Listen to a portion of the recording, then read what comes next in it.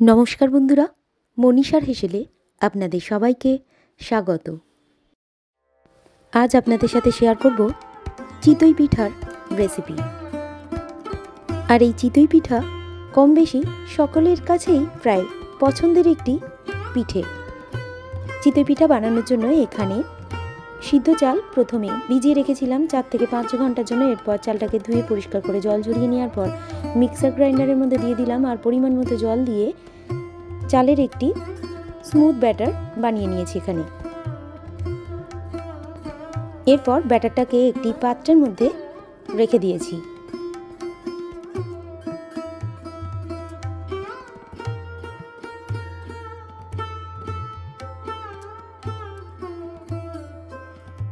আর চাল বাটার সময় যেহেতু জল যুক্ত করেছিলাম, এক্সট্রা করে আর কোনো জলের ব্যবহার করিনি। এরপর চালের ব্যাটারের মধ্যে দিয়ে দিলাম স্বাদ অনুযায়ী লবণ, ভালো করে ফেটিয়ে নিয়েছি হাতা দিয়ে। আর ব্যাটারটা যদি খুব গাঢ় মনে হয় তাহলে ঈষৎ উষ্ণ জল দিয়ে ব্যাটারটাকে একটু পাতলা করে তৈরি করে নিতে হবে।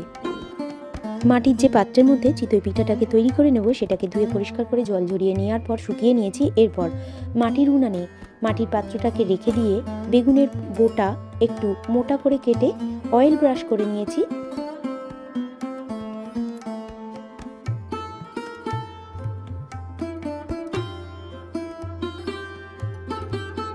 এরপর ফেটিয়ে রেডি করে রাখা চালের ব্যাটারটাকে হাতা দিয়ে দেওয়ার পর ঢাকা দিয়ে দেব 4 থেকে 5 মিনিটের জন্য।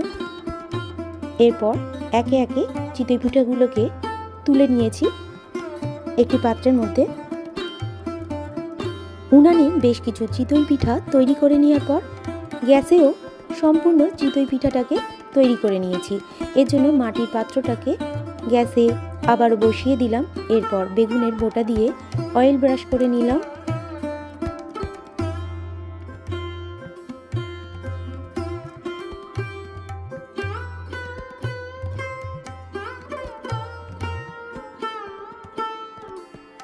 এরপর দিয়ে দিলাম 1 হাতা চালের ব্যাটার। এরপর ঢাকা দিয়ে দেব 3 থেকে 4 মিনিটের জন্য। ঢাকাটা খুলে একটি খুন্তির সাহায্যে চিতই পিঠাটাকে উঠিয়ে নিয়েছি।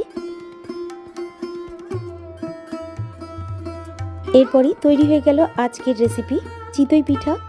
গুড় দিয়ে পরিবেশনের জন্য একেবারে প্রস্তুত। অন্যান্য রেসিপির মতো আজকের রেসিপিটি যদি আপনাদের ভালো লেগে থাকে বন্ধুরা, অবশ্যই আমার এই ছোট্ট চ্যানেলকে এগিয়ে যেতে সাহায্য করবেন। লাইক, কমেন্ট, শেয়ার করবেন। আর চ্যানেলে নতুন কোনো বন্ধু হয়ে থাকলে চ্যানেলটিকে সাবস্ক্রাইব করে পাশে থাকবেন। এই ধরনের রেসিপি সবার প্রথম দেখার জন্য পাশে থাকা বেল আইকনটিতে প্রেস করে রাখবেন। আর ফেসবুক থেকে কেউ দেখে থাকলে পেজটিকে ফলো এবং লাইক করে রাখবেন। রেসিপিটি শেষ পর্যন্ত দেখার জন্য আপনাদের সবাইকে ধন্যবাদ। সবাই ভালো থাকবেন, সুস্থ থাকবেন। আবারও চলে আসব নতুন কোনো রেসিপি নিয়ে।